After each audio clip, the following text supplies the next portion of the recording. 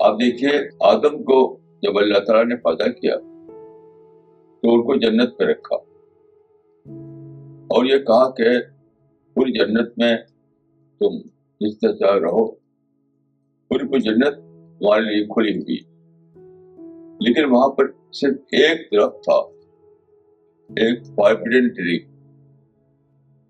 تو کہا گیا کہ اس درخت کے پاس نہ جا، اس درخت کا پھل نہ کھانا.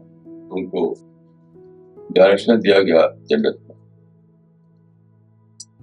لیکن آپ جانتے ہیں کیا ہوا؟ آدم اور حوا نے اس درخت کا پھل کھا لیا. وہ جو فاربڈن ٹری تھا جنت میں، اس کے پاس گئے، اس کا پھل کھا لیا. تو کیا ہوا؟ اس کے بعد وہ جنت سے محروم کر دیے گئے، جنت سے نکال کر انہوں اس پلانٹ ارتھ پر بھیج دیا گیا. یہاں پر غور کیجیے اس قصے پر. آئیڈیلزم کا ایک تقاضا تھا، ایک پریکٹیکلزم کا تقاضا تھا. آئیڈیلزم یہ ہے کہ جب جنت میرے لیے کھلی ہوئی ہے تو وہ درخت بھی کھلا رہنا چاہیے. ریسٹرکشن کیوں؟ ریسٹرکشن بالکل ہی نہیں ہونا چاہیے. یہ آئیڈیلزم تھا. لیکن پریکٹیکلزم کیا تھی؟ یہ تھی کہ ہم دو آدمی ہیں اور شاید جنت ہماری کھلی ہوئی ہے، ایک درخت ملے نہ ملے اسے کیا فرق پڑتا ہے؟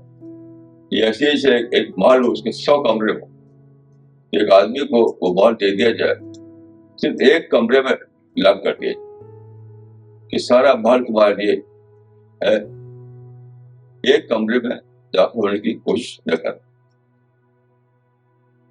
تو اب سارا محل اس کو استعمال کرنا چاہیے، لیکن اس کے ذہن میں آئیڈیل آئے گا کہ نہیں وہ بھی مجھے ملے تھے.